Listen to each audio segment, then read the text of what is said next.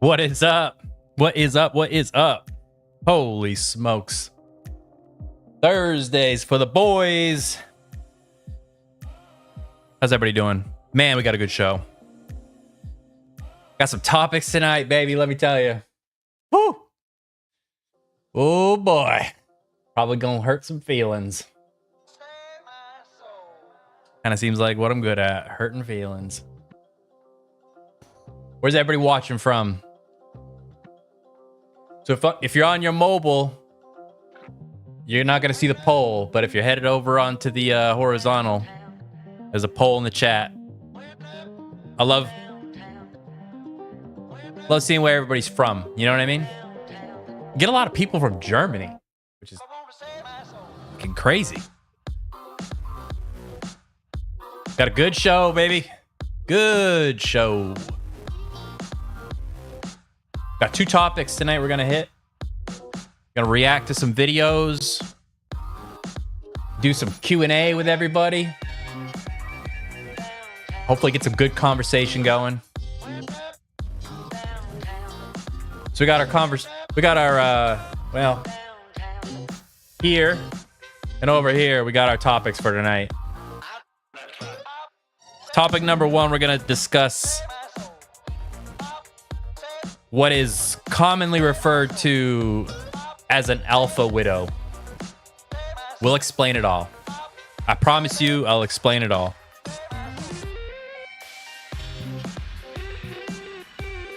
Then a little later, got topic number two, which is basically talking about how to slowly change somebody's mind when they have a different opinion than you, because apparently everybody's lost their fucking mind lately. They got no manners. No manners. When somebody disagrees with them, it's like, rah, rah, autism, autism, you know? And it's an art. Navigating people's beliefs when they're not your own is an art. We're going to talk about that.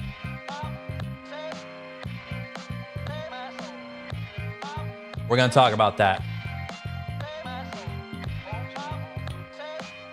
We'll give everybody a couple minutes to trickle in here.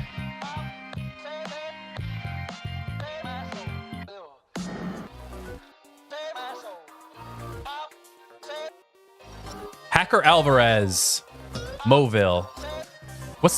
What is that? Or like, what state is that? That's normal for Democrats. Oh boy.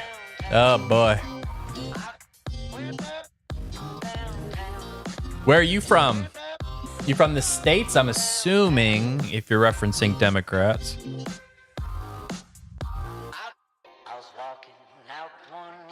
Let me chill out this music a little bit. Even though I love that song.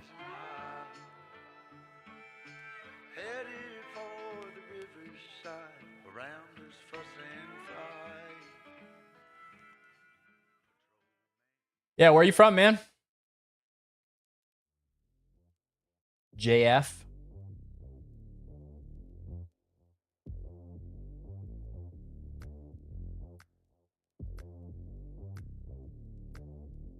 If you're in the other chat, make sure you answer the poll. You don't really have many options. I purposely didn't leave you many options. I just got to check a couple things, make sure sound settings and all that are going good, and then we're gonna get rolling. Gonna get rolling.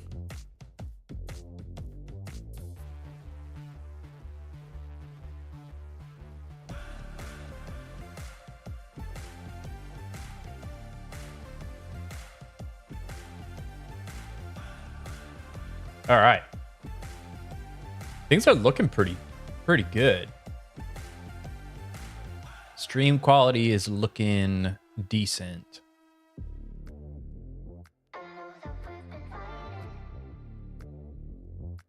All right. Let me turn down this music a little bit. We're not going to kill it all the way, but I'm going to get it nice and low. So, man, what do we have going on this week? We had, I don't know, some crazier stuff happening in the streamer world. A lot of allegations flying around.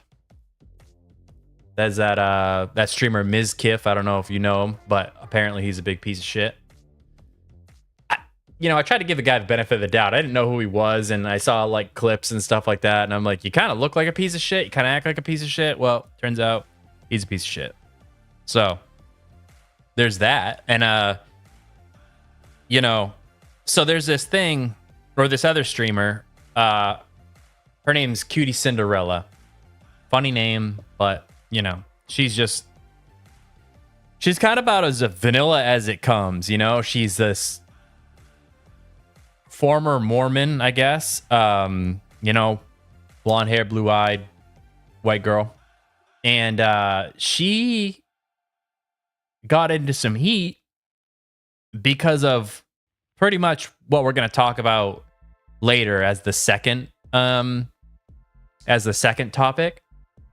Because she kind of had the same sort of opinion of like, don't fight hate with hate, like let people slowly change their mind or whatever. And oh my God, the internet just started roasting her. So that's actually what gave me the idea to talk about the second topic, because I just think it needs to be said. Like you should be able to have a conversation with somebody, voice your opinions, and I think it's really easy for people to live in this black and white bullshit world when they are removed from whatever the situation is. You know what I mean? It's really easy for them to have opinions that are black and white with no gray when they are removed from the situation and are like externally judging how they feel people should behave, So, yeah. So she got roasted for that, and that was my inspiration. And then I saw a meme that we'll pull up when it comes to the first topic about alpha widows, and that sent me into a little bit of a tailspin too. So pretty much I find these topics when I get that feeling in my chest, and I'm like, you know what, like I got to rant about this. And it's not that all of my topics are rants, but they kind of start that way. They start as rants, and then I kind of ratchet them down so that people will actually get something out of it. Because at first, the first couple takes are, they're kind of raw. So it is what it is. But in other news, just last week, I was on here and I was like super excited about hitting 2,000 subscribers. This is last Thursday. Hit 2,000 subscribers, and I was like, holy crap, I think I'm gonna set another goal for March, which would be 1 year of the channel being around. I was gonna set that goal for 5,000 subscribers. Well, a week later, and I'm currently at 4,190 subscribers, I think. Actually, let me get an accurate count here.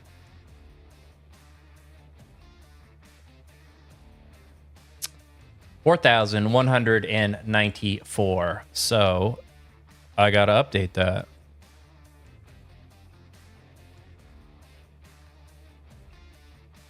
So the goal, it'd be pretty sweet for the goal tonight. I mean, again, setting goals.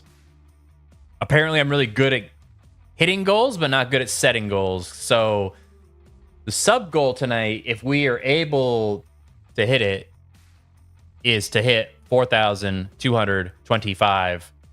So, yeah. I'm not good with math, but that's not too far away. And, the stream is about an hour and a half to 2 hours long. So I think we can hit it, personally. Personally, I think we can do it.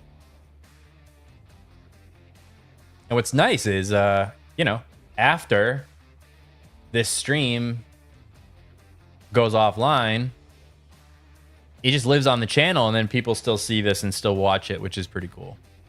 So, all right. Let's me kill this music. We will hit the old pause button.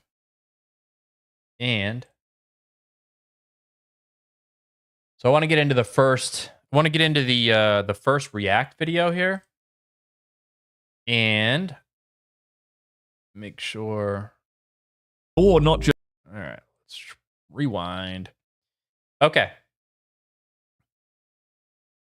So it's all situated. All right, so this one here, we're gonna watch like maybe I think I have like 4 videos queued up, but they're all around like 5 minutes long, something like that. Give us something to chat about before I get into the more like serious topics. But this first like 3 or 4 of these videos are I think about like relationships and stuff like that. So this one is called Why Relationships Feel Impossible in 2025. And this is by Sterling Cooper, which is hilariously used to be a porn star, male porn star. And now he is giving advice, I guess, you know? And some of his advice is pretty good.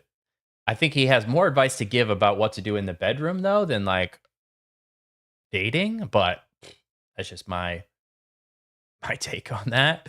So, all right, let's see what he has to say.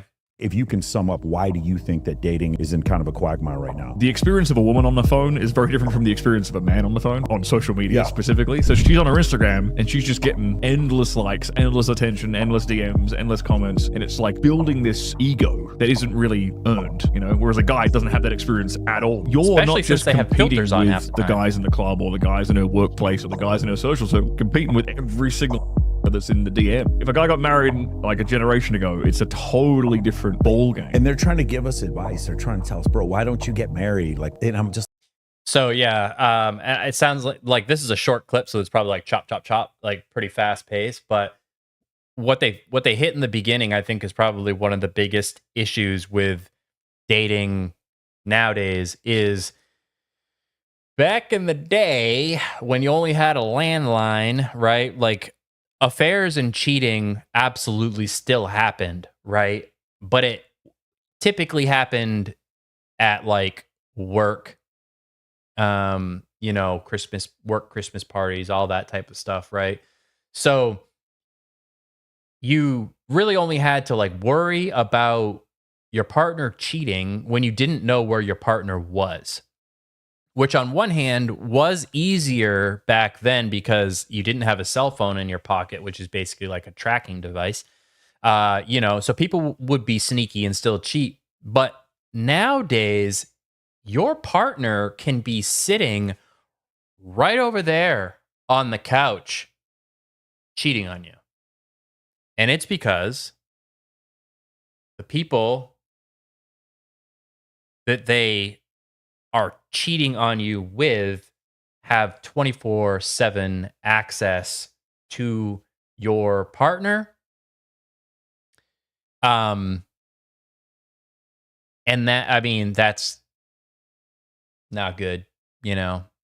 And one thing I'll say right now is if people are sliding in the DMs of your partner and talking to your partner, don't get mad at them.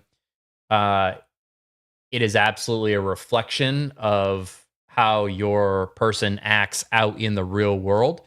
If they are receptive to those types of approaches and messages and stuff like that, they get more of them. If they shut it down, if they block those people, if they're not friends with those people, then that helps a little bit. But boy, it's pretty tough, you know. You know, nowadays it's like the ability for somebody to cheat if they want to is so much easier. And of course, it's going to start with emotional cheating and then go physical. But at the same time, it's like people can always get in touch with your person. They can be laying right next to you in bed, you know?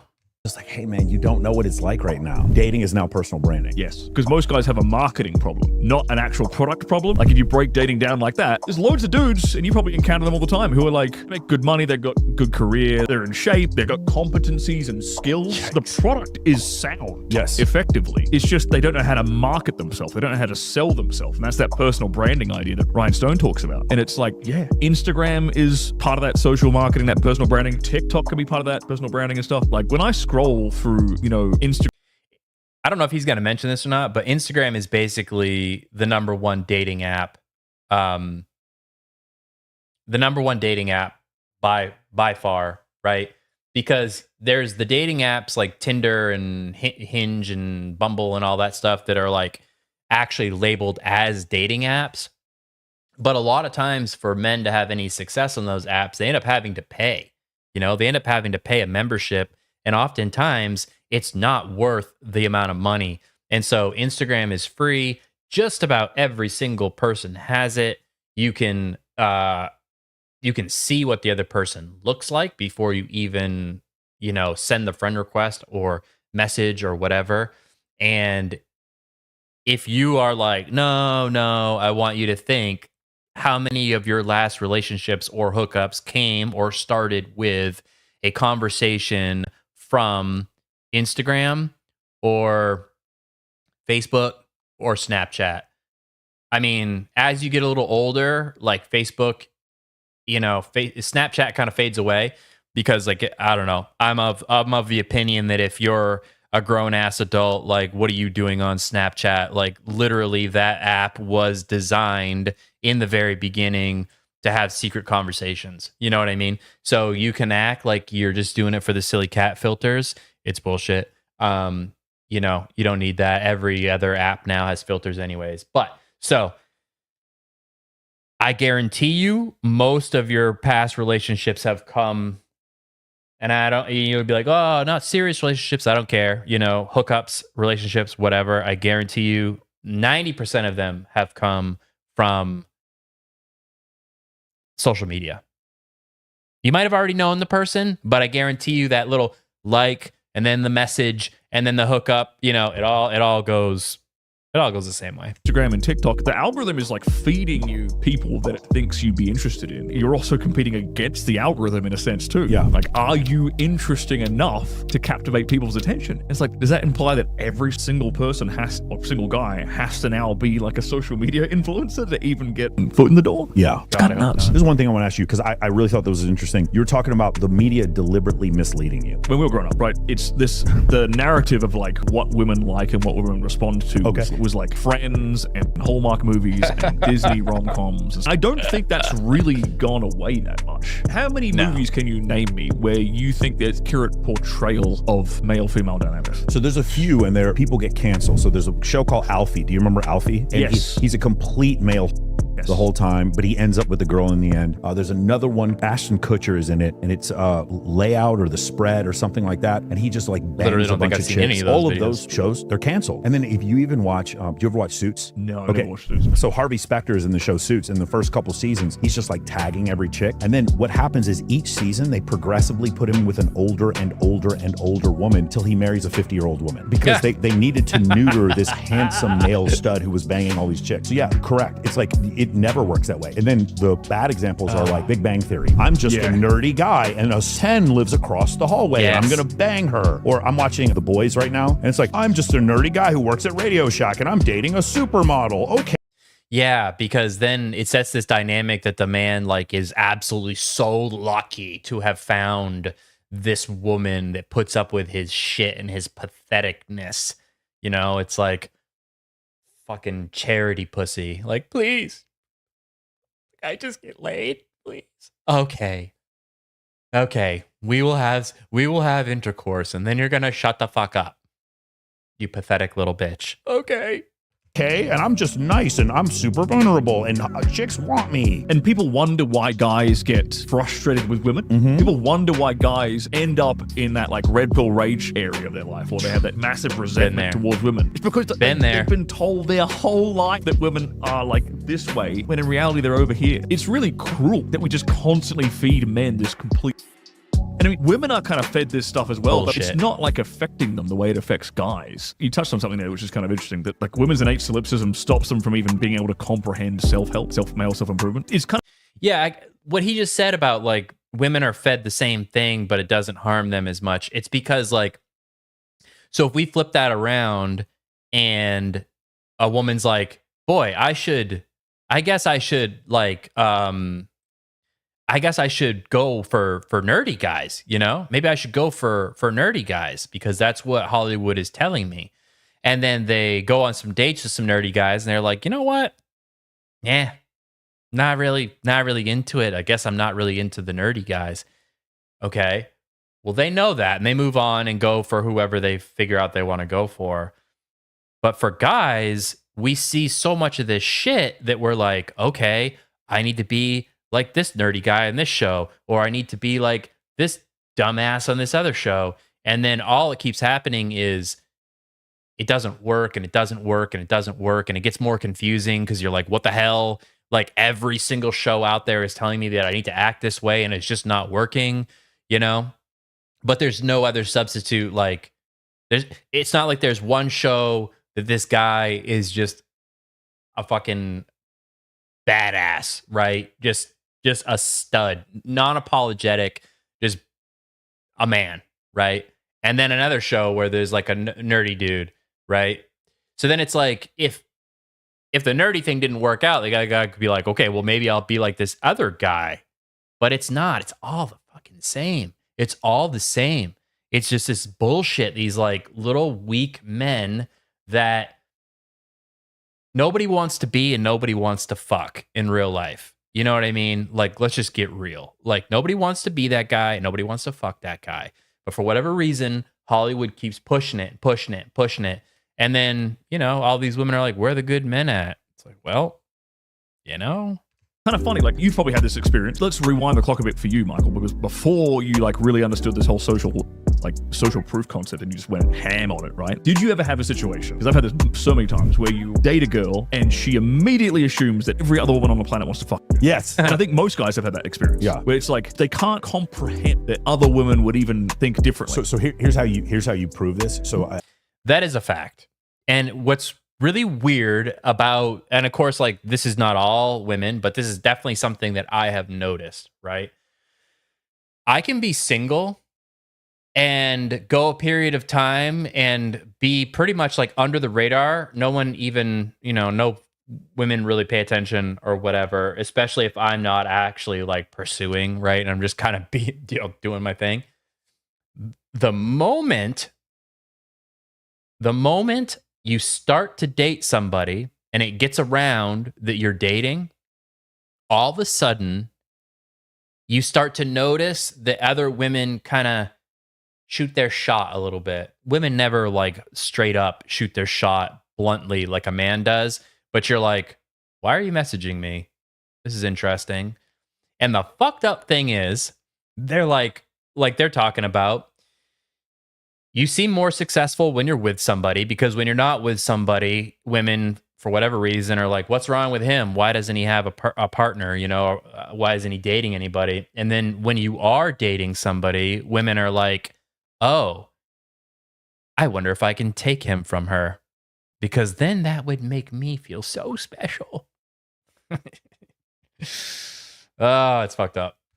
We'll do this tonight on the show. Remind me, okay? We'll ask every girl at the table, on a scale of 1 to 10, how promiscuous are your friends, right? And they'll all say 7, 8, 9. They'll all say their friends are hyper promiscuous. And then we'll ask them, how promiscuous are you? And then they'll all say 2, 3, 4. It's like, no, because that's what happens. Like, they think I'm super picky and I'm sleeping with you. So that means every woman must want to sleep with you. And the answer is, we had your friends here, they would say that you are also a 7, 8, or 9. Because they think you're exactly as promiscuous as they are, or more promiscuous. So women generally think they're less promiscuous and their friends are more promiscuous, but it's not. It all equals out to be the same. Yes. So yeah, I've noticed the same thing. Here's the other thing I've noticed. When she stops thinking that is when you start having problems. Yes. She needs to keep thinking that, because Guys, we have had this rule for in my whole life.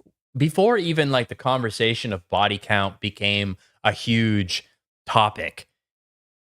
We all know we hear our dads talk about it. Like, it has been a thing for generations. When a woman tells you how many people she's slept with, like, you have to multiply it by at least 2. You know what I mean? Like, if she tells you 10, we're pushing closer to 20, because in her mind, some of them didn't count because they were bad. They didn't last very long, or whatever the reasons are. Whatever the reasons are. We have known that for a long time. And that is basically what he's talking about. Women are externally judging their friends and being honest about how promiscuous they are. But then when it gets flipped and it goes on to them about how many people they have slept with, their emotions and their feelings start to justify and downplay that number. And it's just how it is. It's just how it is. It's always been that way. What it is it's built-in dread and pre-selection. May chose copying, but it's built in, it's virtual. And so I've had situations where I could feel that sort of slipping away. Like, okay, cool. Then I'm going to go have a party with 50 girls. It's okay, babe, you can't make it, that's fine. I have to host a bikini competition tomorrow. I'll see you afterwards. And then she sees on IG, and then all of a sudden, she comes over and she likes me again. It's really weird how that works. Right? I can tell that. That's a little weird. Like, that is a very common red pill take where it's called dread, and it might be effective, but at a certain age, like, I don't want to be playing games. If I'm having to play games with somebody and I feel like they're like suddenly not liking me as much, and I need to like make them jealous and all this stuff, like, I have too much shit going on. I don't have time for that. That's too stressful. But on the flip side, like, if I'm with somebody and they start being shitty to me, I'm gonna be blunt about it. I'm gonna be like, look, if you do that, I do not like that. If you do that again, like, I'm out, So there's ways to set lines and be like, listen, your behavior is shitty to me right now and I don't deserve that. And if you do it again, I'm not putting up with it and I'm gone. That's the same. That's like the mature spin of what they're talking about. Like, going and having a bikini party to make her jealous because she's not acting like she likes you as much anymore. Why is she acting like that? If it's childish bullshit, be like, look, don't be childish. I'm too mature for that. It's too many games. If a woman stops giving her husband I guarantee she is not afraid of any other woman trying to. I get asked the question all the time, like, especially for guys who've been married for like 10 so years, true. long-term relationships. How do I get the spark back again? How do I get one of the first things to go in a long-term relationship? The best answer is like, is start the out how you BJs. need to go on. Like, if you set the frame correctly at the beginning, it's a bit easier. But like, the best answer is like, you got to make her jealous. I thought this was an interesting one. Spotting red flags and spotting body count. Like, what do you think about that overall? Well, like, I can spot the body count a woman who I'm on a date with or I'm like dating, because it's just compliance. It's like, or maybe it's not necessarily even body count, but it's like, I'm obviously the best she's ever had. Through the level of compliance and agreeableness I am getting from this woman is like the level of submission, the level of how feminine that woman is being around me, like, tells me everything I need to know. I'm never going to know the exact number because they're always going to lie about the exact number. They're going to count different things as a body to what we are. For sure. They didn't have an orgasm, so it doesn't count. Right? Or like, they won't count them, but I'll certainly count them. I told you. 5 unhinged steps to shut it. All right. So that was good. That was actually like a pretty good precursor to like what we're going to talk about later when it comes to this alpha widow stuff and body count and all that stuff. But it's just so funny. It's so funny to hear other men basically kind of echo the same life experience that you've had. You know what I mean? Like, when you're like, yeah, they all lie about their body count, and then you hear every other guy that you've ever talked to that has had more than 2 girlfriends be like, yeah, that's just what they do, So, or when they're like, oh, I'm not talking to anybody else or whatever, like, you're like, okay. In the beginning, you should believe that when you're actually like in a relationship with somebody. But in the beginning, when you guys are just talking and you have not officially committed yet, assume that she's at least talking to 2 or 3 other guys. You know what I mean? Like, and it's funny because if you were to like confront her afterwards, most likely it would be like, oh, him? Oh, him? Oh, no, I'm not even interested in him. No. I think he's gay. Uh-huh. You know how many times I've heard that? Oh, don't worry about him. He's just a friend. I think he's gay anyways. Uh-huh. Yeah. Uh-huh. Neat. Neat, as I like to say. But yeah, that was interesting.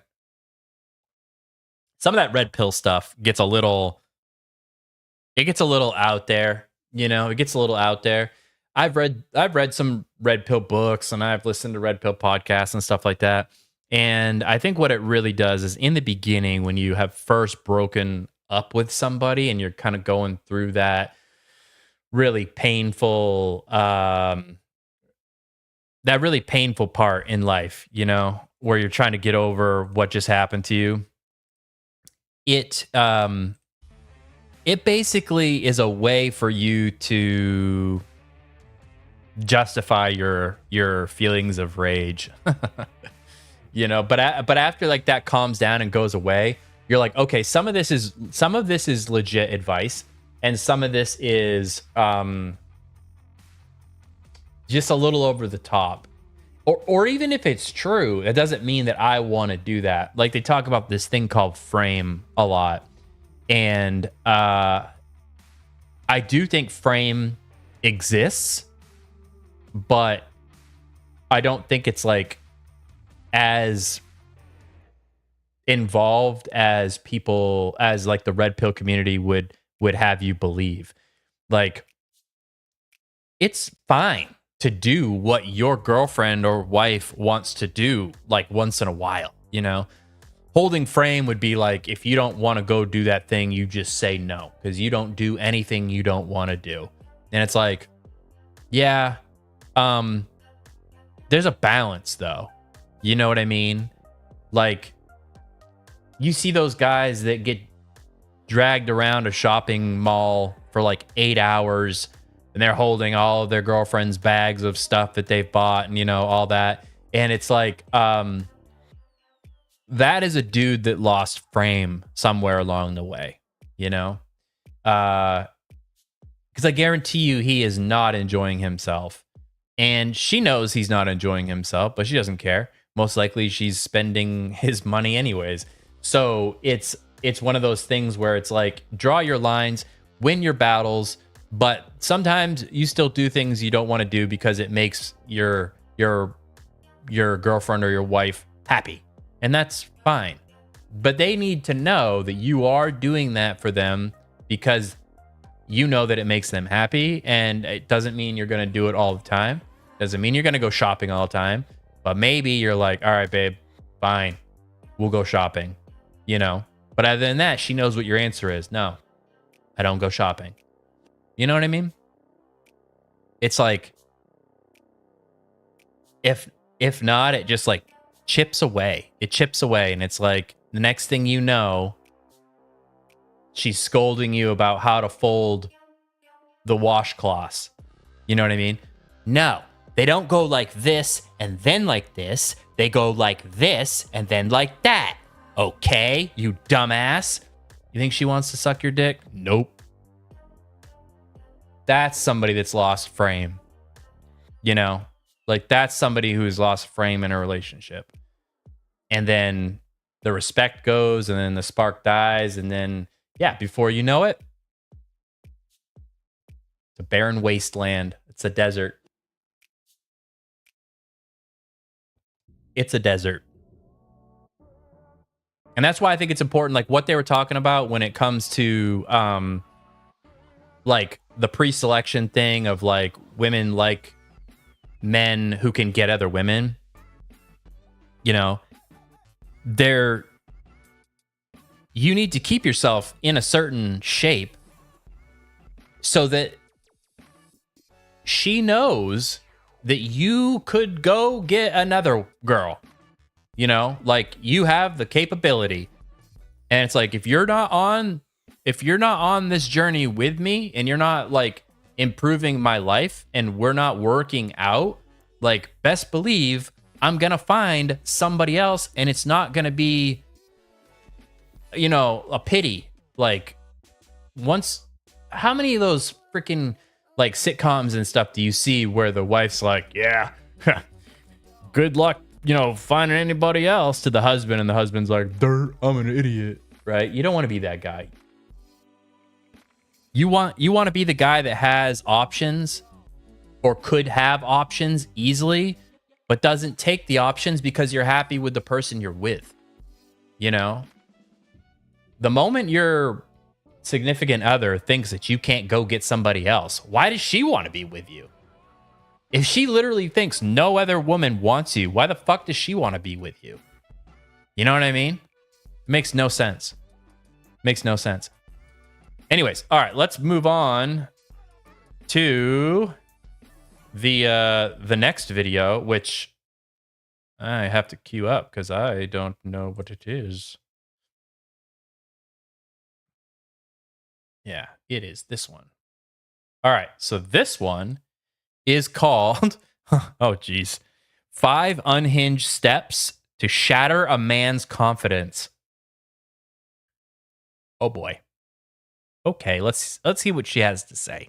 5 Unhinged Steps to Shatter a Man's Confidence, a red pill autopsy. This is rooted in behavioral psychology and the rational male. Welcome back, Kings. Today we're discussing The Rational Male is a red pill book, and like a podcast and stuff like that. So when she talks about the rational male, it's talking about that. Discussing the anatomy of destruction, how a man's confidence, his frame, his core identity can be dismantled with some surgical precision. Rollo Tomasi said it best in The Rational Male.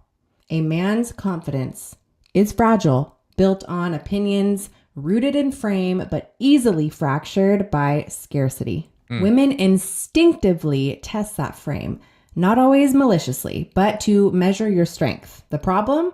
When you fail those tests, it's not just the attraction that dies, it's the complete respect. And behavioral psychology we were just talking about this. Backs it. Chronic criticism does not motivate a man. It rewires his brain for failure. It builds shame, learned helplessness, and dependence. Combine that with emotional manipulation, gaslighting, jealousy, control, you name it, and you've got a perfect storm that breaks even the strongest man. Trust me. Step 1, shred his bedroom throne. Mock his masculine ego. Attack him where he feels most primal. His performance. Mid-act, post-act, it doesn't matter. Drop the poison line. Good God. Is that all you've got? My ex made me see stars. Oh my God. Oh my God. Yo, if a girl ever said that to me, I'd be like, bye, bitch. Like, that would be absolutely insane if a woman said that. So yeah, I guess this would be how you would shatter a man's ego. I agree. The funny thing is, I wouldn't believe it if she said that. I might be biased, but yeah. Yeah, keep it at that. Ugh. Evolutionary psychology explains why this crushes him. A man's worth is biologically tied to sexual dominance. You're not just cutting at his pride. You are severing his identity. The real mind twist, deliver it with a little smirk. Make him question if he's overreacting. That's how his frame fractures quietly. Yeah, it's mind games. You know what I mean? Step 2. Because those types of mind games, like if she was to say that, it still gives the same emotional gut punch, right? But then if she does what she says and like smiles a little bit, it's like that feeling is still there, but you don't know how to respond correctly because you're like, what the fuck was that? Was that a joke? Were you being serious? Like, should I kick you out? Should I not? I don't know, because it wasn't clear. But that feeling, it didn't. For one thing, it wouldn't matter if it was a joke or not. That would be the least funny joke I probably would ever have heard in my life. But when you twist it like she says, it's very confusing because it doesn't, it leaves you with the emotion and the feeling without knowing how to react. Throne room comparison. Stack him against the alpha next door. Now you attack his provider identity. Say it with innocence. Your friend's husband just got promoted. Why can't you hustle like that? Social comparison theory says it best. Constant comparison breeds inadequacy. Tomasi's hypergamy doctrine explains the moment he believes he's not the prize, his whole frame collapses. An unhinged twist, drop this after he wins. He'll rewire his brain to associate success with shame. Now even victory tastes like failure. Step 3, social siege. Turn his circle against him. Time to isolate the fortress. Whisper to his friends and his family. Say this. He's been distant lately. Do you think he's okay? What the fuck? Now you're rewriting his reputation while pretending to care. Behavioral studies show that social isolation. I just want to point out that this is a woman that thought these up. That's some twisted shit. That is some twisted shit. Like if you were like, hey, men, how do you make a woman feel bad? You'd be like, I don't know. Like, call her a bitch. Okay. This woman's like, behavioral psychology says if you say this at the right time, blah, blah, blah. Whew. Okay. Is one of the fastest ways to break confidence. Men need brotherhood to stay grounded. Once you dismantle that network, he stops seeing himself through his tribe. He only sees himself through you. Congratulations. You own the narrative. I have seen that happen more, like maybe not like maliciously like this, but I do think that this is part of the frame too, right? I do think that some of this is, I think some of it is subconsciously malicious, where I've seen so many men become isolated because all they do is hang out with their girlfriend, like an unhealthy amount. You know what I mean? It's like you can't go out and play a game of pickup basketball once a month. That causes a fight. You know what I mean? Because the wife or the girlfriend would much rather have you in the house doing things for them, you know, instead of doing things for you. Step 4. Gaslight grind. Make him doubt his reality. Here's where it turns into psychological warfare. Deny what he remembers. Twist his words. Label him too sensitive. You're crazy. I never said that. That's gaslighting, my friends. It creates cognitive dissonance. The brain literally cannot reconcile reality, so it folds. He stops trusting his perception and chasing your approval for clarity. Hot, cold affection seals the deal. Validation, withdrawal, validation, withdrawal. The cycle continues. Soon, he's addicted to your inconsistency. Step 5, jealousy jihad.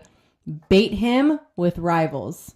Now you completely finish him. Drop grenades like this. That guy at work said something so sweet to me. It reminded me of my ex. Oh my God. Flirt, deny, repeat. Evolutionary psychology. Again, if any woman ever said any of this to me, I'm too old and experienced at this point to let that slide. It would be like, what did you just say? And then if the next thing out of her mouth was anything similar to what she said, bye. You know what I mean? Bye. Psychology shows jealousy hijacks logic. His energy shifts from mission to mate guarding. Once he's in that state, his masculine leadership dies. The cruelest trick? Reward the meltdown with pity and affection.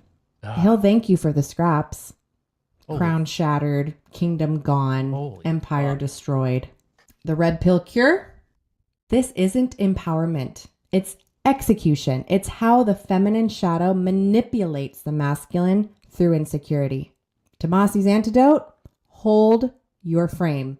Walk if you must. A woman cannot destroy a man who knows who he is. That's true. Confidence built on external validation will always collapse, but confidence built on self-discipline and purpose, it's untouchable.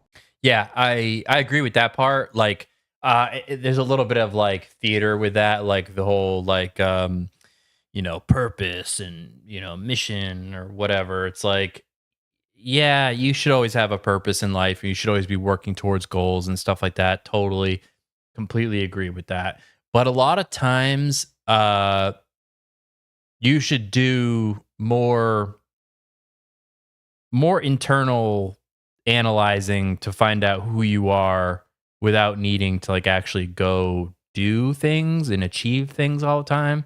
Like, you should still do those things, but you should be secure in yourself, regardless of what you do, because society has this way, especially with men, where it's like, well, what have you done lately? What have you achieved lately? How should we value you? And it's like, look, I don't have to do anything for anybody.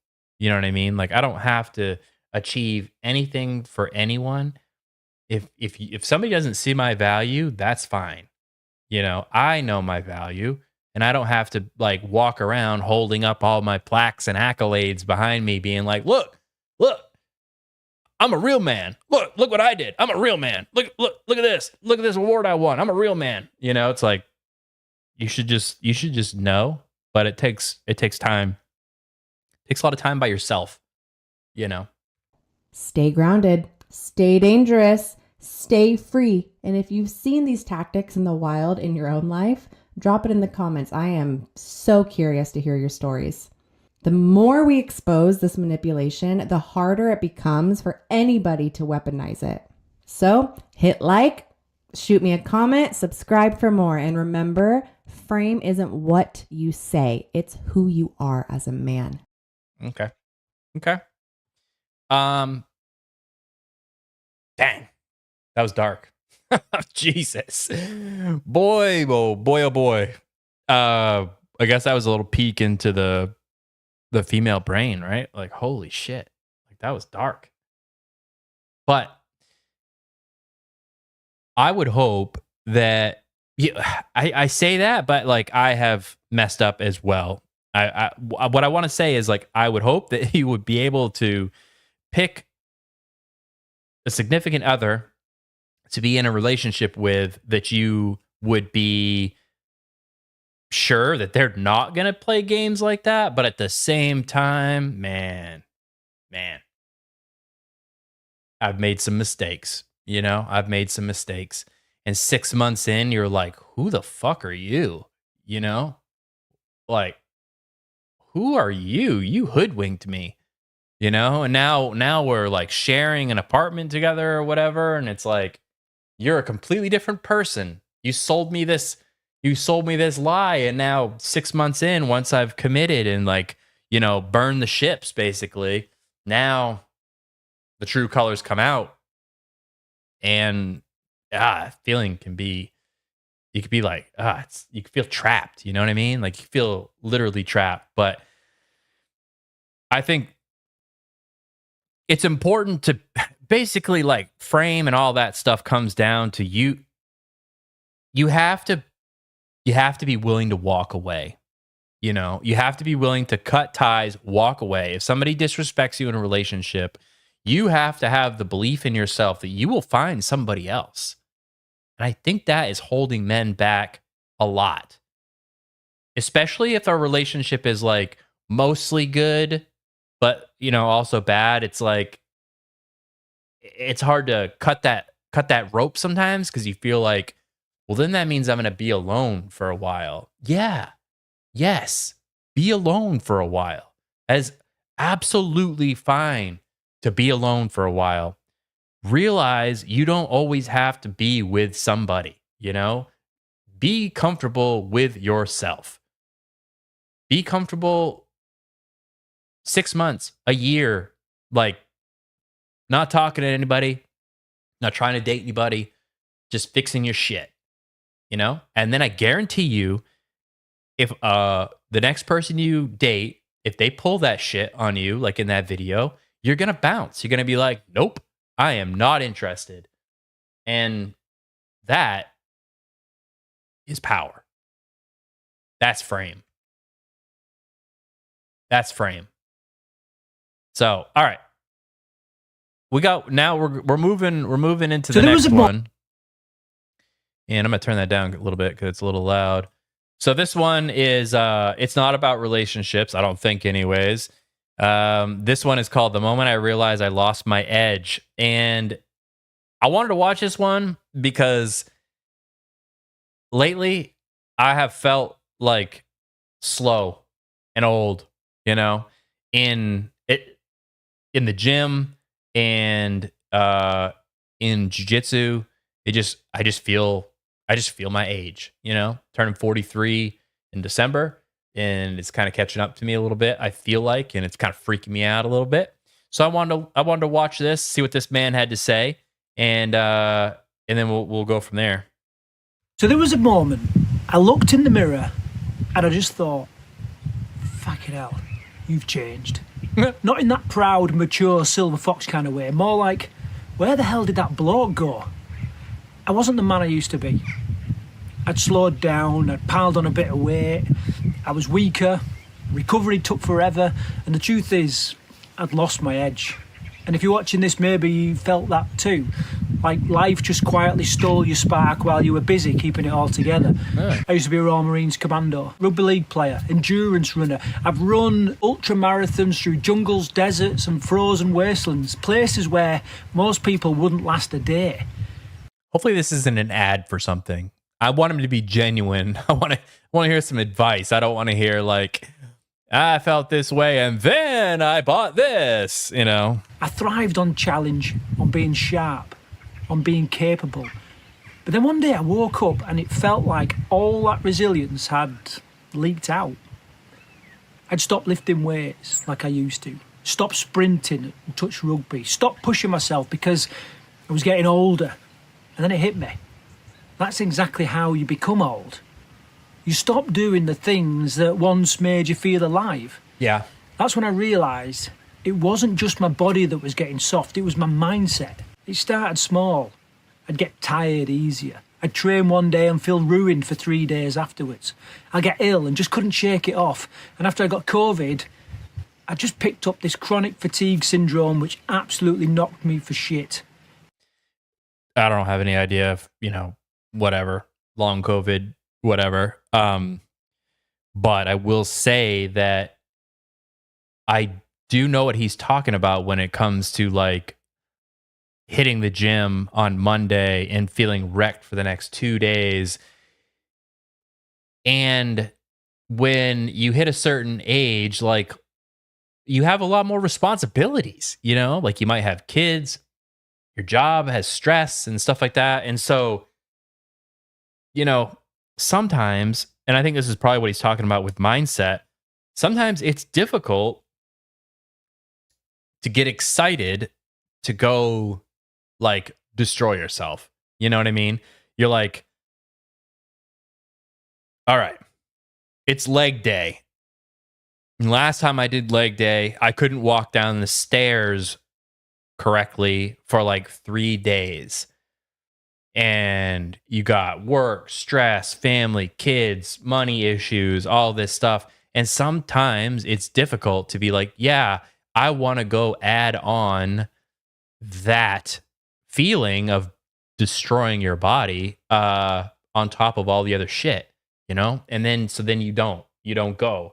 And then when you do go again, now you're sore for like 4 days instead of 2 days because you haven't been to the gym in a week, and it just it's a downward spiral for sure if you're not careful. My body just wouldn't respond. I'd been the bloke who bounced back, tough as nails, but now it was like the lights were on, but the generator couldn't keep up. By the way, I want his accent. And that broke me a bit because when your whole identity is built around being strong, fast, capable, and suddenly you're not, you start to question who the hell you even are anymore. Yeah. I wasn't broken, I was just lost. But at the time, I didn't know that. One morning I caught my reflection and it just stopped me dead. Hair was thinning, eyes a bit hollow, shoulders rounded. The bloke staring back at me looked tired, not physically, but spiritually. Yeah. Yeah. I have no idea how old he is. But I know the tired feeling. And sometimes it's, your body's tired for sure. But also, after you hit like a certain age, I swear, like your soul feels tired, because every like battle you've been in your life leaves a scar. You lose loved ones. You you lose jobs. Maybe you have, you get addicted to something, you kick that, on and on and on. Like your past carries weight. And after a while, it is tiring. And it really does. It's like not a physical, it is physical sometimes. Like, God, I just want to take a nap. I need another Red Bull. But it's more than that. It's like a tiredness that you could never sleep enough to cure. That's what it feels like sometimes. And that could be depression. That could be a whole lot of things. But I know what he's talking about for sure. That was my moment. One where I realised I'd lost my edge. I remember actually saying out loud, is this it? Is this what the rest of my life looks like? Because it's easier to think that once you hit your 40s or 50s, you've done the exciting bit. You just sort of coast. But deep down, I knew that wasn't true. I just didn't know how to start the climb back. Here's the truth, mate. We don't get old because our bodies fail. We get old because we start playing safe.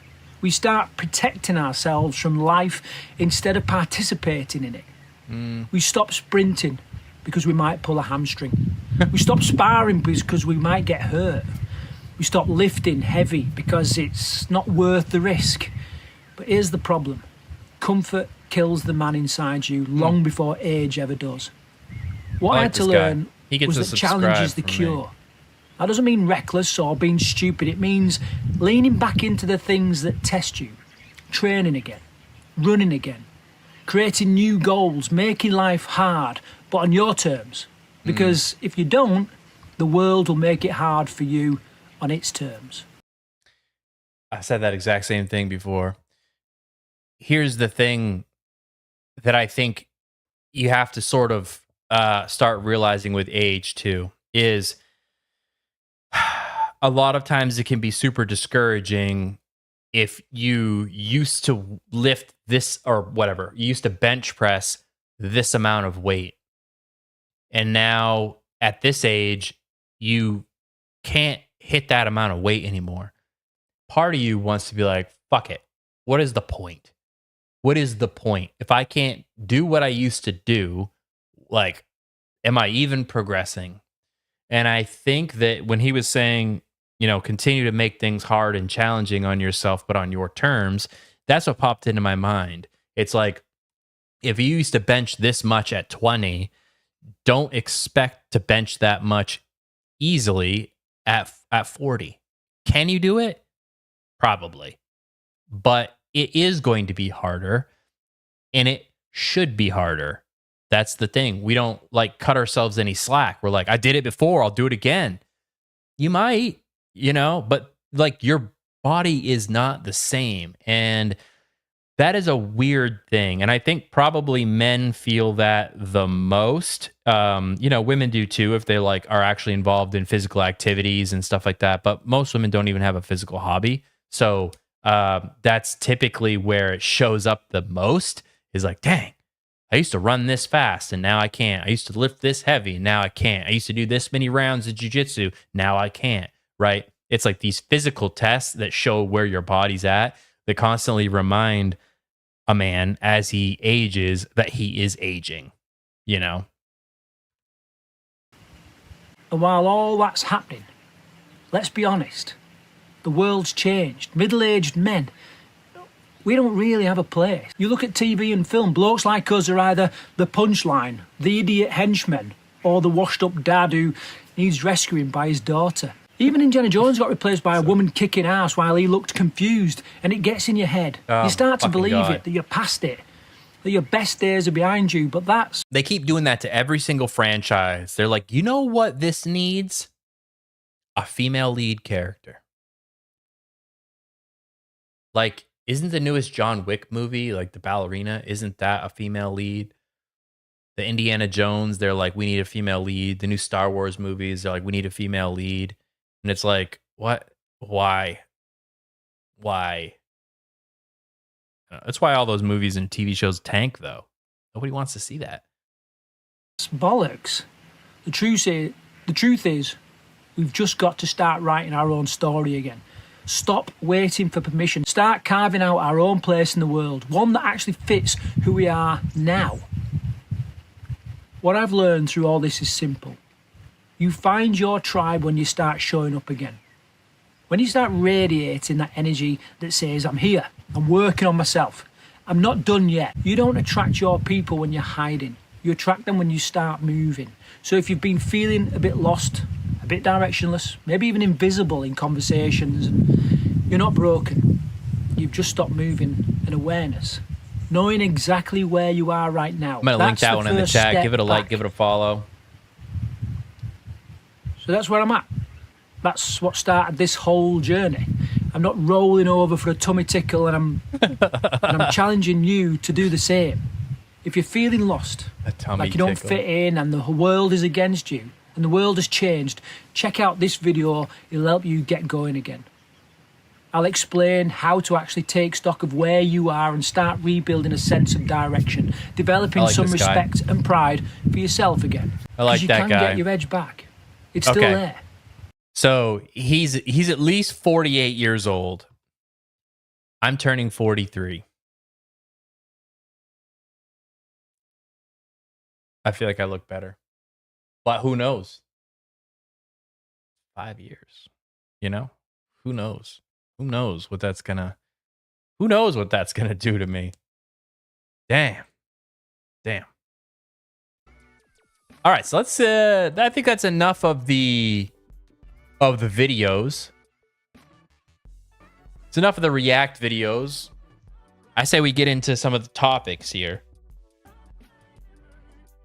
Some of the tonight's first topic.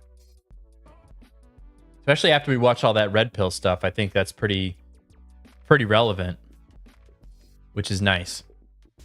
Kind of tease it up a little bit. So like I say in all these, take my headphones off.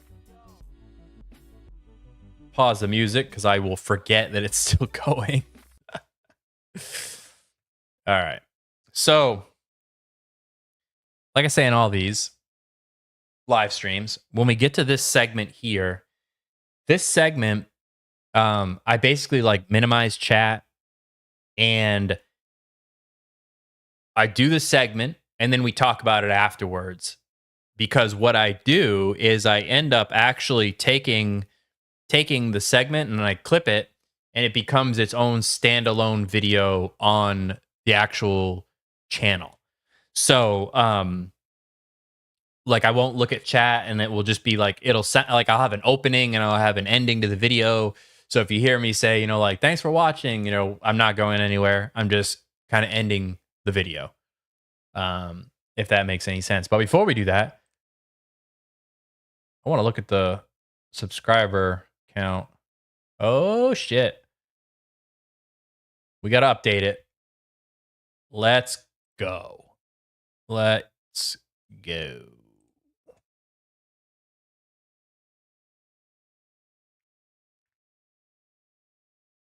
Boom. 4,200 subscribers. So if we can hit 25 more subscribers in this stream, which, you know, we might, that would be pretty sweet. So if you want to help me hit that goal, please like and subscribe because it really helps the channel out. So, all right, let me pull up the first topic here. So this first topic, alpha widows. And I wrote down notes that keeps me on track because if not, I can go off into the weeds. And that's not what I'm trying to do when I'm trying to film a video. Minimize everything here.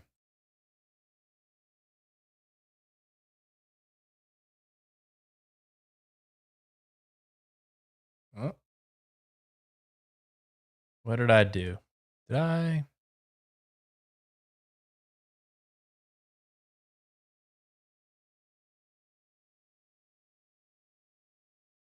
Let me check something.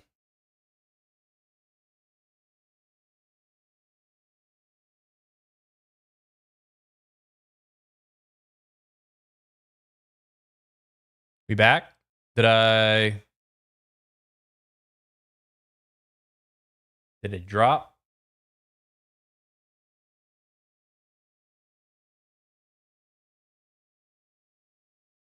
Looks like maybe we're having some issues here.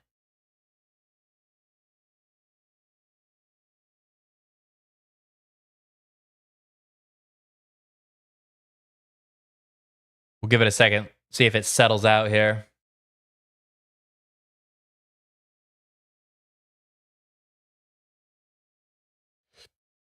All right.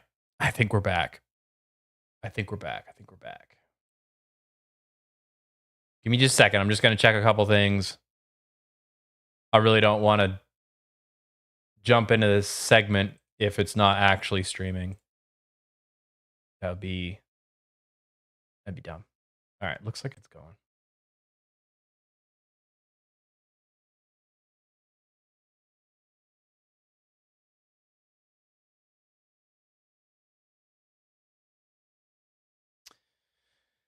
All right, let's do this.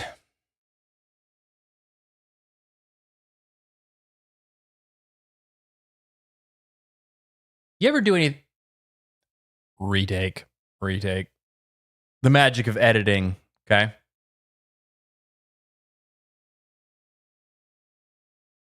You ever do everything right for a woman? Treat her with respect, stay loyal, make her feel secure, and still feel like you're competing with a ghost? She tells you you're amazing, that you're what she's been looking for all these years, but somehow she's still emotionally chasing the one who never treated her right in the first place. Here's the truth. You can't build a future with someone who's still grieving their past. And what most men don't realize is this happens all the time. There's even a term for it in the red pill world, alpha widow.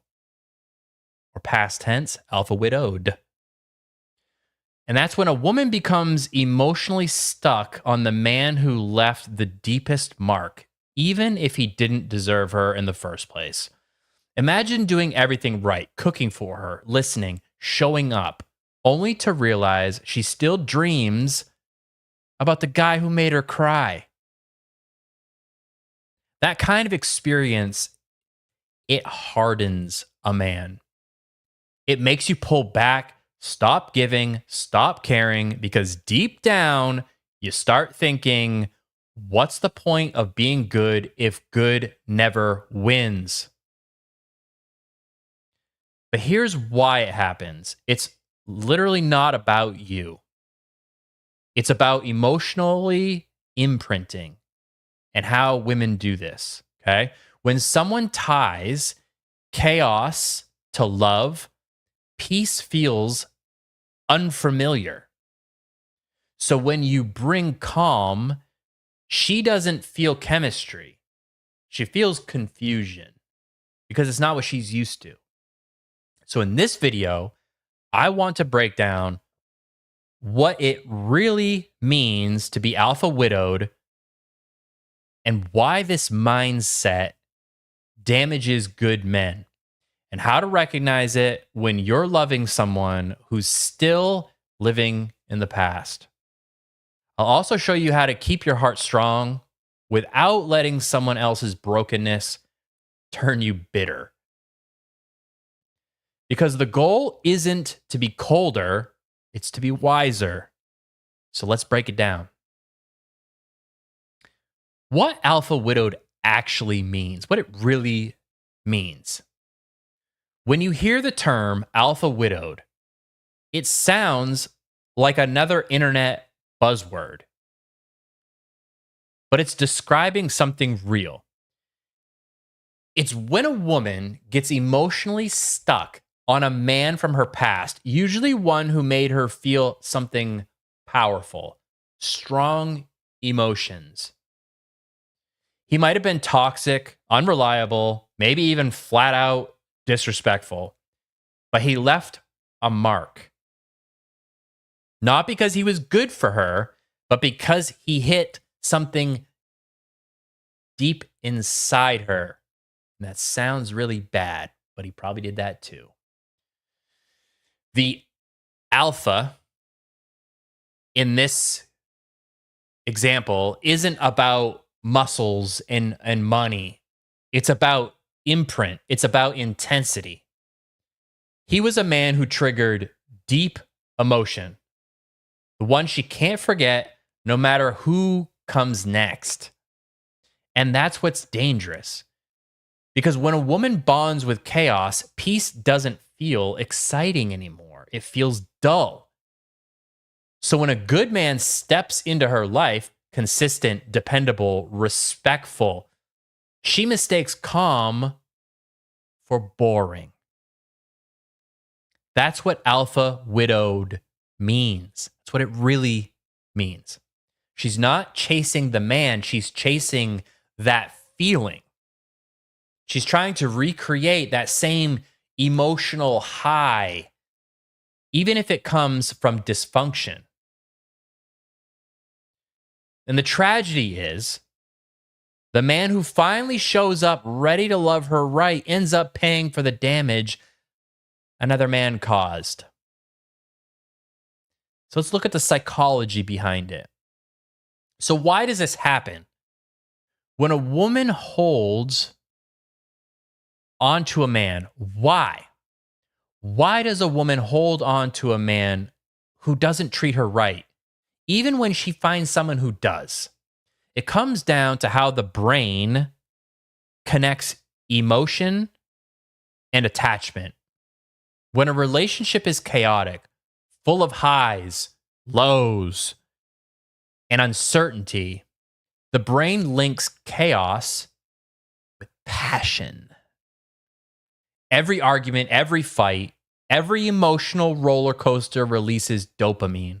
And dopamine doesn't care if the feeling is good or bad. It just rewards intensity. That's the trap.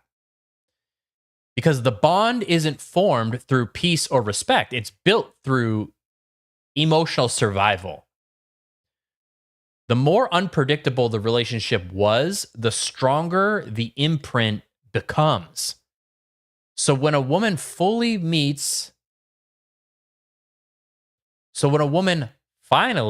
meets a man who treats her well, calm, consistent, stable, her nervous system doesn't recognize it as love. It feels off. It feels flat. It feels boring. Not because the man is boring, but because her body is waiting for the chaos that used to mean connection. And here's another layer most men never think about. Sometimes it's not even about the man himself anymore. It's about validation. He left her, and deep down, she's still chasing the feeling of being chosen by the one who didn't want her. She doesn't truly want him back. She wants the version of herself that could make him want her back. It's not love. It's basically unfinished ego business. That's why most women don't get stuck on the man who treated them right. They get stuck on the ones who triggered the biggest emotional reactions: anger, confusion, heartbreak, lust. It's not the man she misses. It's the chemical rush, the idea of proving him wrong. So while a good man is offering peace, her system is still craving the storm, the shit storm, and the fantasy of validation from someone who's long gone. Until she breaks that cycle, no man, no matter how solid, will ever feel right to her. And this is the fallout for good men. Let's talk about that next, where that leaves good men. So this is where a lot of good men break. You do everything right, you show up, you care, you stay consistent, and it still doesn't matter. She tells you, you're different. She says she's never met a man like you before. But something in her still feels distant, like you're competing with a memory she hasn't let go of. And that messes with a man's head. You start second guessing yourself, wondering what you're doing wrong. You start feeling like being good isn't enough anymore. That's the part nobody talks about. When a man loves a woman who's still emotionally attached to her past, he ends up carrying the weight of two relationships. Hers with him, and hers with the ghost that she can't bury. It's exhausting. You pour into her, but the bucket has holes. No matter how much you give, it leaks out through all the cracks that someone else created. And after a while, it changes you.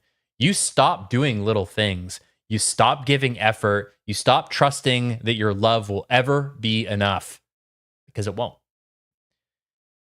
Because when you've spent years, maybe a lifetime, being the good man for women who were still hung up on somebody who didn't treat them right, it starts to feel like women don't actually want to be treated well. It makes you question if kindness even matters anymore at all.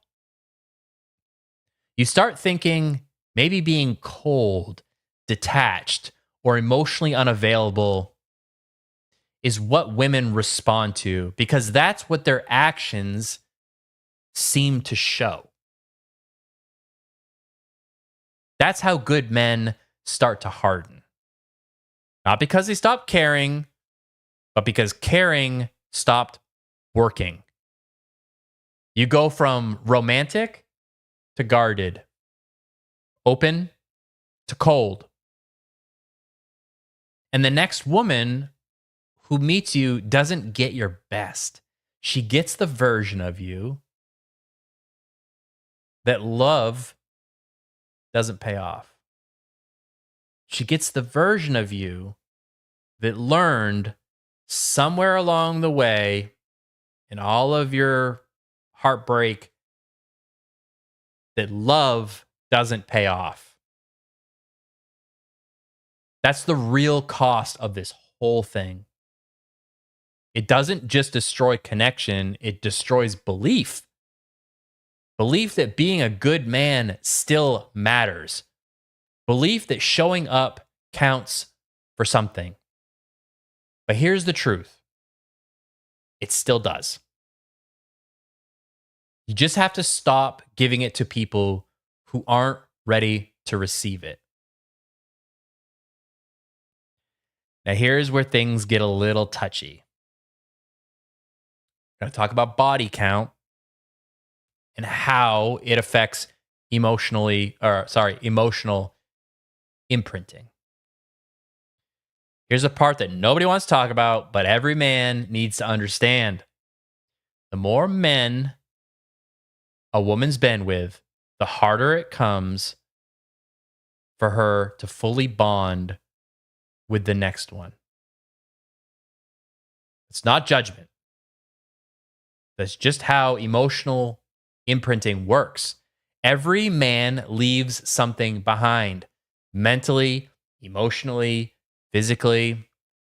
And those marks don't just fade because she says she's moved on.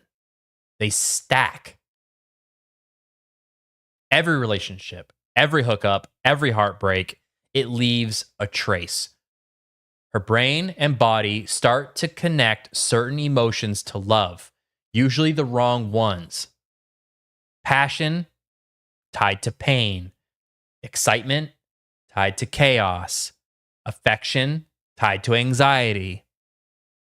So by the time she meets a good man, that emotional wiring is scrambled. She can't feel what she used to feel, not because he's doing anything wrong, but because she's burned out emotionally from chasing highs that always crash. That's what body count really means. It's not a number, although it is. It's a record of how many emotional scars she's carrying. And when that list gets long enough, her ability to bond deeply with one man gets weaker. You're not just competing with one ex, you're competing with a collage of emotions, a highlight reel of every thrill, heartbreak, and mistake that came before you. And here's the brutal truth. The more times she's gone through that cycle, the more numb she becomes to genuine connection. Like we said before, peace starts to feel boring. Love starts to feel slow. And the good men stop trying because they realize there's no space left for them. That's why this kind of emotional baggage breaks good men. Because he's not fighting for her attention, he's fighting against her past. At some point, you have to stop trying to outlove a woman's past.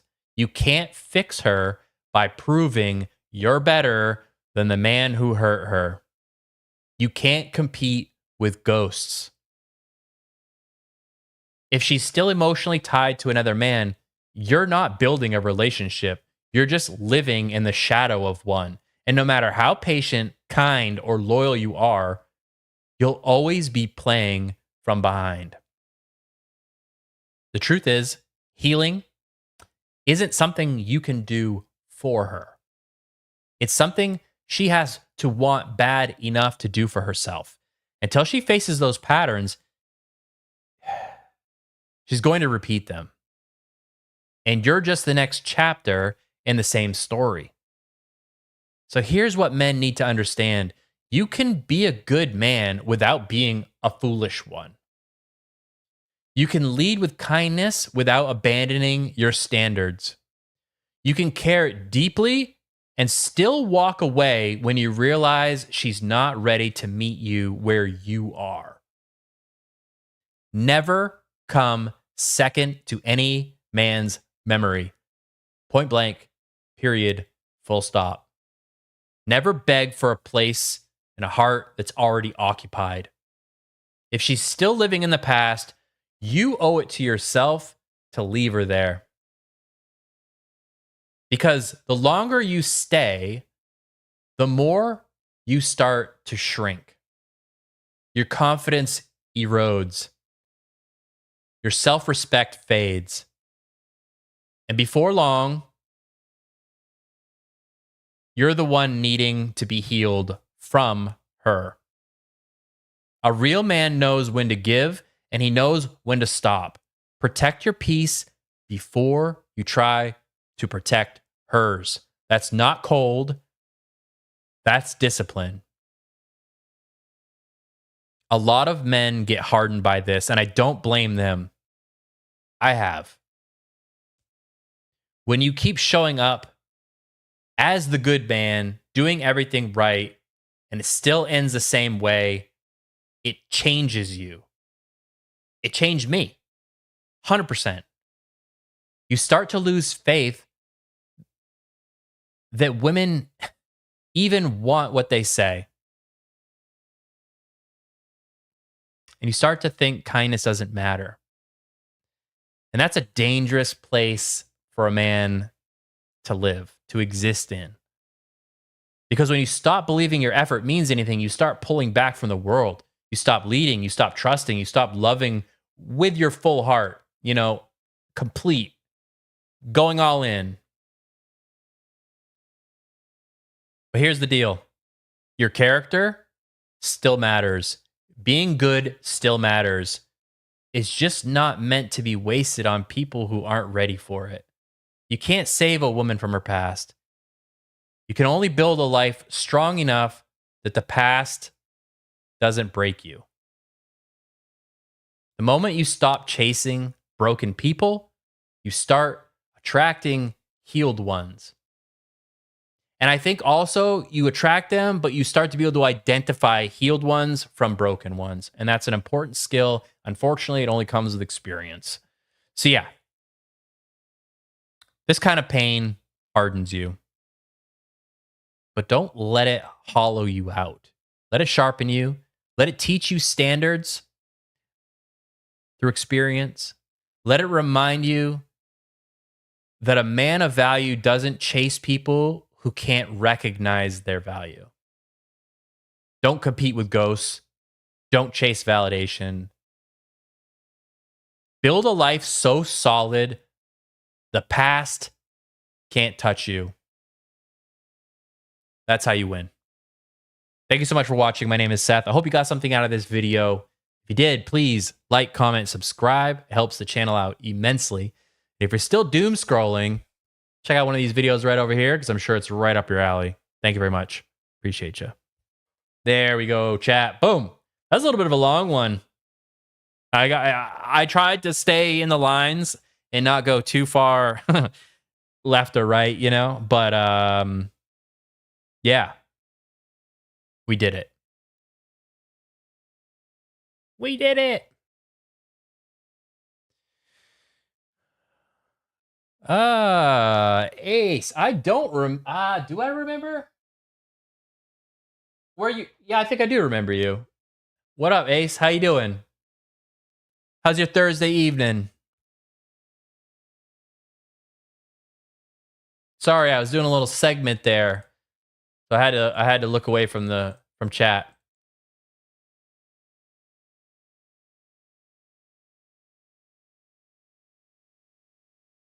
I hope you're doing well though.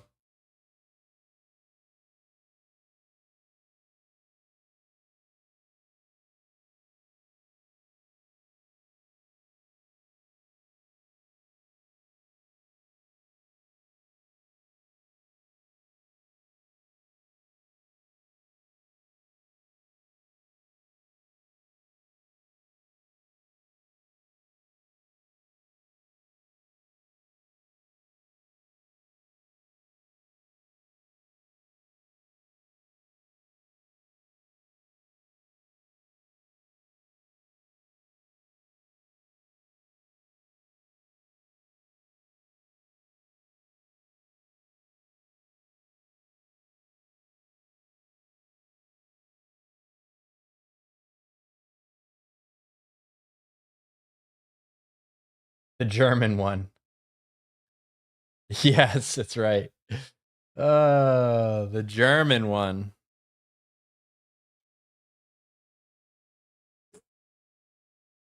We get so many people from Germany. It's crazy. So many people, so many viewers from Germany.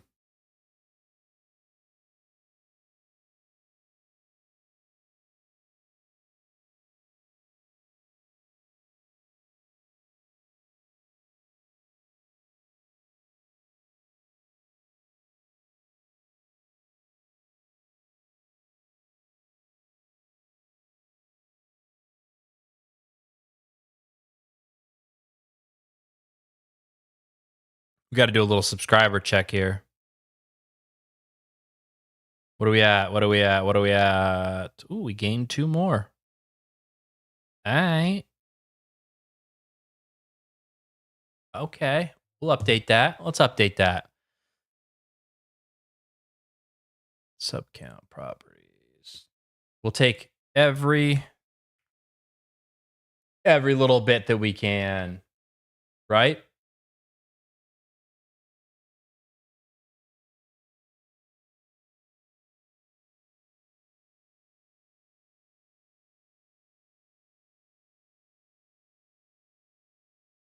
I don't know why it's saying.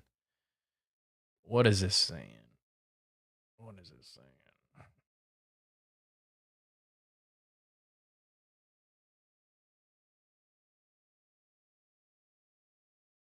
No idea why it's saying that. I keep getting an error thing. Like the bit rate is the audio stream's current bit rate 0 is lower than the recommended bit rate. I don't know what that is. We'll see how it all plays out. Not really sure. I know we have some storms in the area tonight too, so I don't know. Maybe the internet's not being as good. But if you're on your cell phone and you can hear me fine, like, let me know in the chat. Like, send me a message. Say you can hear me or not, because I don't know what else to do. I mean, it seems like it's fine. I don't know.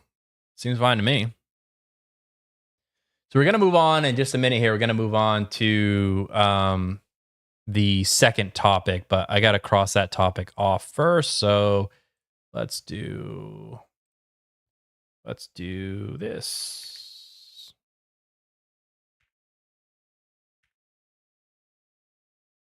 Boom. Cool. All right. So we just got done talking about alpha widows and how that can really mess with a man, trying to date a woman who's stuck on an ex from the past. Sadly, it happens more often than you would think. But so then the next thing we're going to talk about here, and I'm just going to get right into it, is we are going to talk about dealing with people who think differently. People that have different opinions.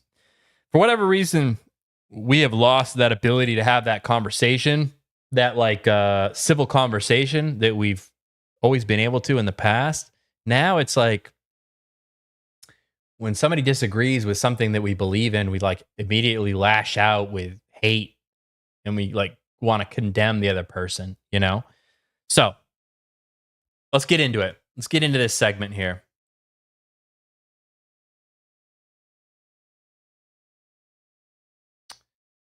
I wrote some notes to keep me on track.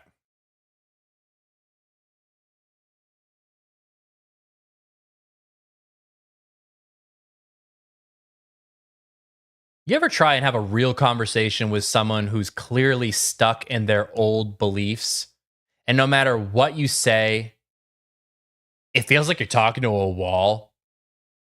You walk away frustrated thinking, there's no fixing people like that.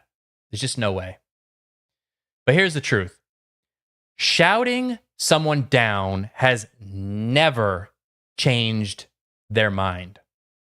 Canceling people doesn't make them vanish. It just pushes them into an echo chamber where their ideas harden instead of evolve. Imagine if we could actually talk again, where someone's worst belief isn't the final chapter of who they are, but the starting point for who they could become. Right now, outrage wins because it feels good. It gives us that hit of moral high ground. But the second someone feels attacked, their brain stops listening and it starts defending. So in this video, I want to break down why patience isn't weakness, why conversation changes more hearts and minds than cancellation ever will, and how giving people time to grow might be the most rebellious thing you can do today. I used to think the louder arguments were the ones that would win. But the older I get, the more I realize empathy isn't surrender, it's a strategy.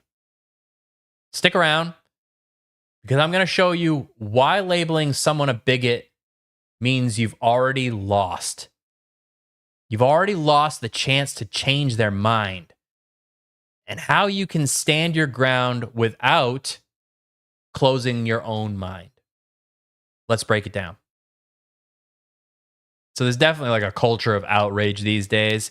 We live in a time where outrage is currency. The angrier you sound, the more attention you get. Every platform rewards the loudest voice, not the most thoughtful one. People don't just want to be right, they want to crush the other side. And the moment someone says something we don't like, the internet lines up to screenshot, repost, and destroy. It feels righteous in the moment, like we're defending the moral high ground. But most of the time, it's not about justice, it's about dopamine. We get that quick hit of superiority for a second, and it feels like progress. The problem is, it isn't. You don't change a person's beliefs by humiliating them. You just teach them to hide those beliefs better. And when you corner someone publicly, their instinct isn't to reflect, it's to retreat. That's when echo chambers form. If we're serious about wanting people to grow, we have to stop mistaking public punishment for moral progress. Growth doesn't come from being shamed, it comes from being challenged with respect. So here's why attacking in general backfires. When someone feels attacked, their brain doesn't go into listening mode. It goes into survival mode. It's the same instinct that kicks in when someone feels cornered. They're not thinking about learning, they're thinking about escaping. That's what happens in tough conversations. The second someone hears the word like bigot or ignorant, they stop processing your point and start defending their pride. Once ego steps in, logic steps out. You can have the best argument in the world, it will not matter. Because now the conversation isn't about truth anymore, it's about identity. This is why calling out rarely works. But calling somebody out, putting them on blast, rarely works. You might win in the comment section, but you'll lose the person. They walk away thinking you just proved their worldview right. If we actually want to shift minds, we have to stop showing up like prosecutors and start showing up like teachers. Because nobody learns while they're bracing for impact. So here's the importance and the power of patience. Patience doesn't mean you agree. It doesn't mean you're soft. It means you're strategic. Real change doesn't happen mid-argument. It happens later, when the emotion fades and the reflection starts. That only happens if you leave the door open. And patience is what keeps that door from slamming shut. If you can stay calm, if you can speak truth without turning it into a fight, you plant a seed. And seeds don't grow overnight. They grow over time. The people who seem impossible to reach are often just not ready yet. They need time. They need more life experience, maybe even failure to soften them up. And that's okay. Because patience gives them the space to get there on their own. And when they do, they'll remember the person who didn't treat them like an enemy. That's power that most people overlook. Patience isn't surrender. It's how you earn influence with someone. Anyone can react, but it takes strength to stay steady when everything in you wants to snap back. Again, real change takes time.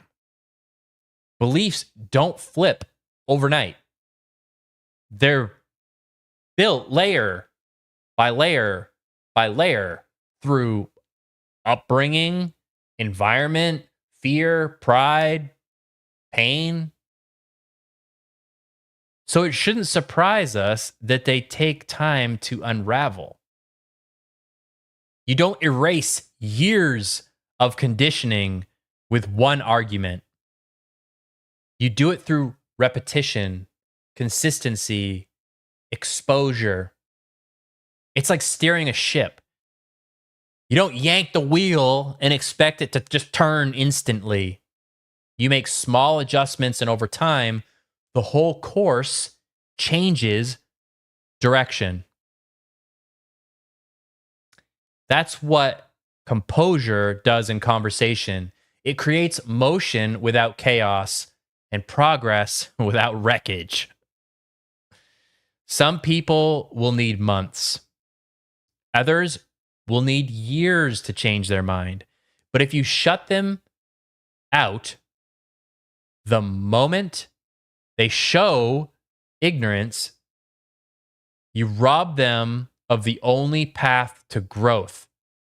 Exposure to someone different who's willing to talk and not just argue. That's the path. Every time you listen before reacting, you show what maturity looks like. People don't remember who yelled the loudest. They remember who stayed grounded when everyone else lost their mind. Real change happens quietly, like we said, in reflection, not in confrontation. Patience doesn't mean you sit there and take abuse, though. Like, you have to have boundaries and you have to have balance. It's super important. There's a difference between giving someone space to grow and letting them poison your peace. You can hold space for someone without holding onto their negativity. You can keep the door open without standing in it. Because at some point, it's not about changing their mind, it's about protecting your own. There is a line. It does get to a certain point. You stay calm, you stay respectful, but you stay firm. You don't have to match someone's disrespect to keep your dignity. You don't have to shout to prove your strength. The goal isn't to win. It's to walk away knowing you didn't become the thing you're trying to fix. You lead by example instead of by emotion. That's the real mark of strength. Not how loud you can be, but how much peace you can hold when the world's trying its best to shake it out of you. Listen, bigotry is a set of beliefs. It's not a blood type or skin color. And beliefs can change, but only if we stop treating people like they're beyond saving.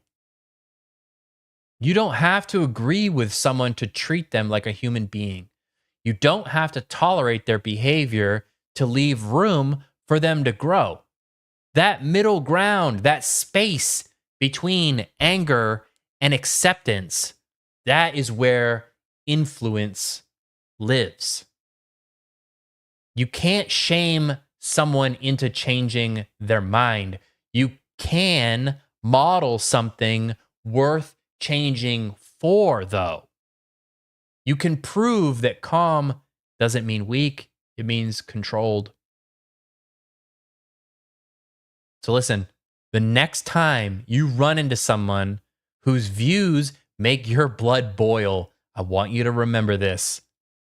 They might never change because of you. But if you handle it right, they might start to question themselves because of how you handled it. That's the long game. That's real influence. And that's how you lead, not by shouting louder, but by standing taller, standing for what you believe in. Thanks so much for watching. I hope you got something out of that video. If you did, please like, comment, subscribe. It helps the channel out immensely. I greatly appreciate it. If you're still doom scrolling, check out one of these videos right over here because I'm sure it's right up your alley. Thank you very much. Appreciate you. Boom. There it is, chat.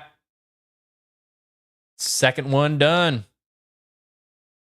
Second topic in the books. Let me check it off.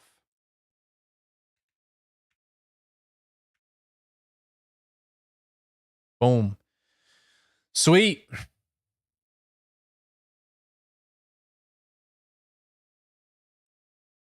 Sweet.